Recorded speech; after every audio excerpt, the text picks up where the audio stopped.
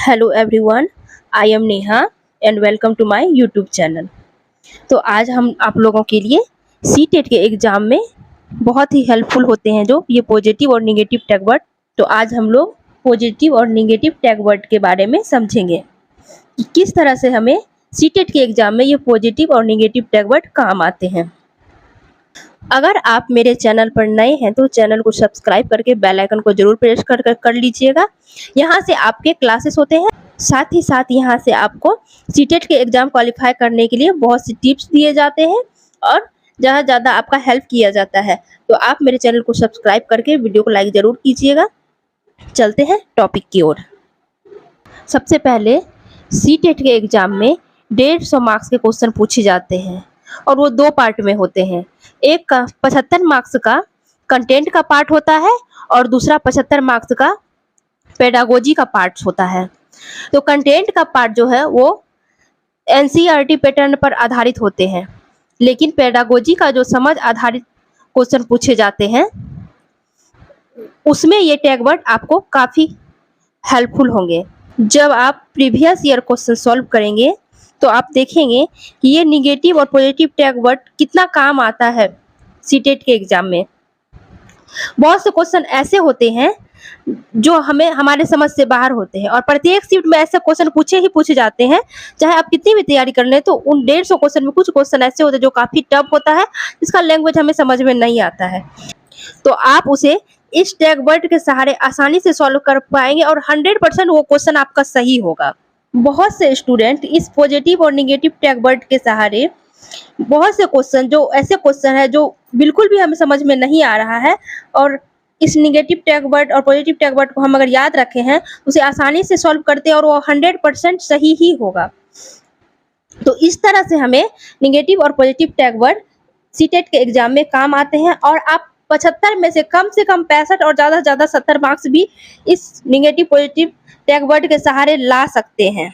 सबसे पहले आप इसे याद रखेंगे, ये नहीं कि अभी बस सुन लिए और बाद में इसे भूल जाएंगे, तो ये आपको इस तरह से काम नहीं आएंगे एग्जाम में। एग्जाम सेंटर पे आपको याद रहना चाहिए, तभी आपको समझ में आएगा।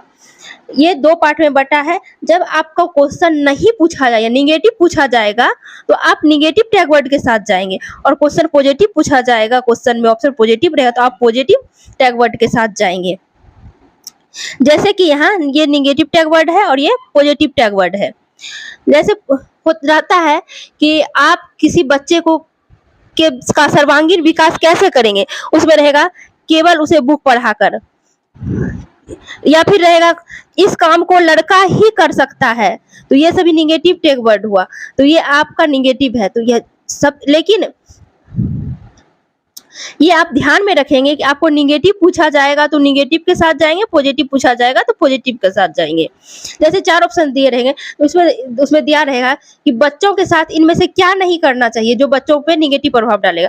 जैसे कि देगा कि क्लासरूम में आप जैसे एक टीचर हैं और क्लासरूम में कहेंगे कि इस सवाल को सिर्फ लड़का ही सॉल्व कर सकता है, तो ऐसा आप नहीं बोलेंगे, ये निगेटिव हुआ।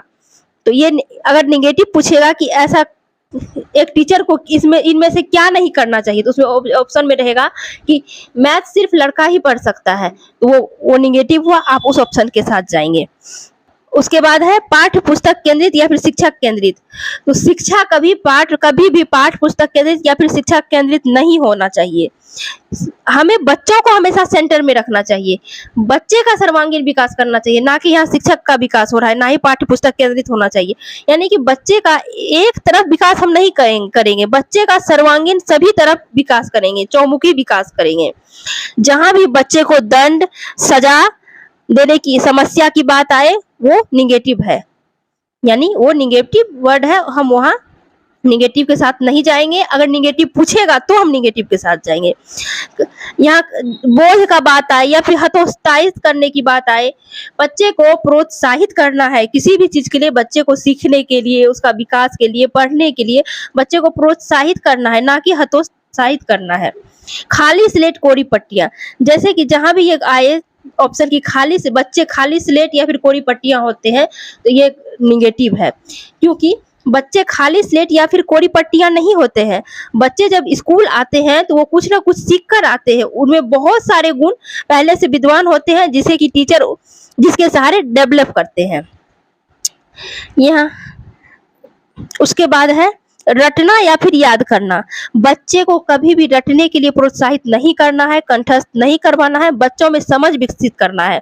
अगर बच्चे किसी चीज को समझ जाएगा तो उसे वो जीवन भर भी याद रह सकता है, लेकिन किसी चीज को अगर वो रटा हुआ है तो वो कुछ दिन याद रहेगा, उसके बाद वो भूल जाएगा। तो रटना नहीं है, बच्चे में समझ विकसित करना है, चाहे वो एग्जाम्पल देकर आप करें या फिर आसपास की वस्तुओं का उदाहरण ले लें, अपना अनुभव व्यक्त करने को कहें, किसी भी रूप में आपको उसे समझाना है, याद करने को नहीं करना है। आगे है लैंगिक असमानता, यानी लड़कों और लड़कियों के बीच भेदभाव नहीं करना है। जैसे बोलते हैं ना, गुड़िया से सिर्फ लड़कियां ही खेल सकती है, खिलौने से सिर्फ लड़के ही खेल सकते हैं, या फिर किसी बच्चों को कह रहे हैं लड़कियों की तरह रोते हो।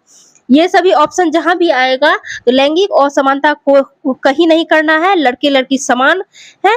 तो असमान लैंगिक असमानता की बात जहां भी आए तो वो निगेटिव है। अगर निगेटिव पूछेगा तो आप निगेटिव के साथ जाएंगे, अगर निगेटिव क्वेश्चन में नहीं पूछेगा तो आप इसे सबसे पहले साइड कर देंगे ऑप्शन को। भाषा का प्रयोग ना करना, जैसे कि ऑप्शन रहेगा कि बच्चों को मातृभाषा का प्रयोग नहीं करने देना है, तो ये बिल्कुल गलत है। बच्चों को मातृभाषा का प्रयोग करने देना है।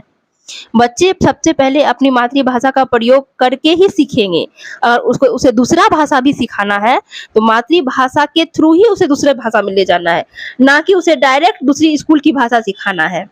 व्याख्या नियंत्रण करना, किसी भी चीज को नियंत्रण करने के लिए नहीं सिखाना, बच्चों को नियंत्रण नहीं करना है, उसे पूरी आजादी देना है अपनी बात रखने का, क्वेश्चन पूछने का। व्याख्या शब्द जहां भी आए वो निगेटिव है, क्योंकि व्याख्या किसी भी चीज का अगर आप करते हैं तो बच्चों में इतना समझ विकसित नहीं होता है कि वो व्याख्या यानी कि लेक्चर को समझ पाए, तो लेक्चर नहीं देना है बच्चों के सामने। तकनीकी वैज्ञानिक शब्दावली, जहां भी शब्द ये देखने को मिले तो ये निगेटिव है, तो इसे निगेटिव के साथ रखेंगे। सीमित, बच्चों को सीमित शिक्षा नहीं देना है, सीमित नहीं, व्यापक यानी चौमुखी विकास करना है, यानी बच्चों का विकास सीमित नहीं रखना, चौमुखी विकास करना है। सीमित शब्द जहां भी आए वो निगेटिव है। निष्क्रिय, बच्चे निष्क्रिय नहीं होते हैं, बच्चे सक्रिय होते हैं। बच्चों को निष्क्रिय हम नहीं कह सकते, बच्चे सक्रिय होते हैं, वो लगातार खोज करते हैं, अपना अनुभव व्यक्त करते हैं, अगर आस पड़ोस से अपन वो सीखते हैं, इसलिए बच्चे सक्रिय होते हैं। जहां भी आए का महत्व नहीं देना है यार, किसी भी चीज बच्चों के जैसे बच्चों ने अपना अनुभव लेकर के आया, ठीक है, या फिर बच्चों ने किसी भी प्रकार का कोई गलती कर दिया तो उसका महत्व नहीं देना है, जहां भी ये ऑप्शन मिले तो वो निगेटिव है। बच्चों अगर कोई गलती करता है तो उस पर ध्यान देना है, और उसके अनुभव का महत्व देना है, उसी के थ्रू हम उसे समझाएंगे। रोजगार, व्यवसाय, अधिक अंक, जहां भी ये ऑप्शन मिले तो ये निगेटिव है, क्योंकि बच्चों को सिर्फ इतना शिक्षित हमें नहीं करना है कि वो बस रोजगार पा सके, अपना जीवन यापन कर सके, या फिर अधिक अंक लाने के लिए बच्चों को टीचर नहीं पढ़ाएंगे। बच्चों को टीचर चौमुखी विकास के लिए पढ़ाएंगे, वो अपना योगदान राष्ट्र के लिए दे सके, देश का विकास में अपना योगदान दे सके, वो व्यापक रूप से सोच सके और मूर्त चिंतन कर सके। ये सभी इस तरह की शिक्षा देना है बच्चों को अधिक अंक लाने के लिए या फिर किसी पुरस्कार देने के लिए। पुरस्कार देने की भी बात जहां आए वो भी निगेटिव है, इसे भी याद रख लीजिएगा। तो ये हुआ, ये सभी थे निगेटिव टैग वर्ड। अब हम लोग जाते हैं पॉजिटिव टैग वर्ड की तरफ कि पॉजिटिव टैग वर्ड को कैसे सॉल्व करना है। जहां भी क्वेश्चन में आपको दिखे सर्वांगीण विकास, जैसे बच्चों का सर्वांगीण विकास करना चाहिए, या फिर बच्चों के को सीमित ज्ञान देना चाहिए, बच्चों के अनुभव पे ध्यान नहीं देना चाहिए, इस तरह के ऑप्शन जहां भी रहेंगे और आपसे पॉजिटिव पूछेगा इनमें से कौन सा ऑप्शन सही है, तो हम लोग सर्वांगीण विकास के साथ जाएंगे कि बच्चों का सर्वांगीण विकास करना चाहिए। करके सीखने, बच्चों को हमेशा खुद से करके सीखने का मौका देना चाहिए। बच्चे जब खुद से करके सीखेंगे तो वो चीज हमेशा के लिए उसके दिमाग में सेट हो जाएगा, इससे बहुत चीज उसे खोज करने का भी मौका मिलेगा, एक्सपेरिमेंट करेंगे वो, और वो बहुत आगे तक जाएंगे।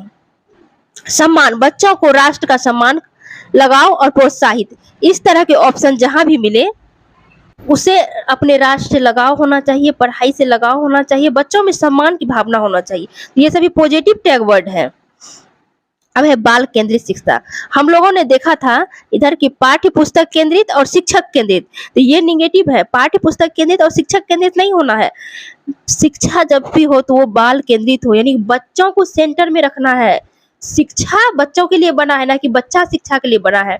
आप बच्चा में कोई भी बदलाव नहीं लाएंगे। अगर आपको बदलाव लाना है तो अपना टीचिंग स्किल में लाएंगे, बच्चों की जरूरत के अनुसार स्टडी मटेरियल जो भी है उसे उपलब्ध कराएंगे। बच्चों को चेंज करने की कोशिश नहीं करेंगे। इसलिए बच्चों को सेंटर में रखकर उसे शिक्षा दिया जाए, यानी उसे कहते हैं बाल केंद्रित शिक्षा। तो जहां भी बाल केंद्रित शिक्षा की बात आए तो वहां हम पॉजिटिव उसे समझेंगे, और पॉजिटिव पूछेगा क्वेश्चन में तो हम उस ऑप्शन के साथ जाएंगे। व्यवहारिक कुशलता, बच्चों में व्यवहारिक कुशलता होना चाहिए। तो ये पॉजिटिव वर्ड है, इसे भी आप पॉजिटिव में रखेंगे।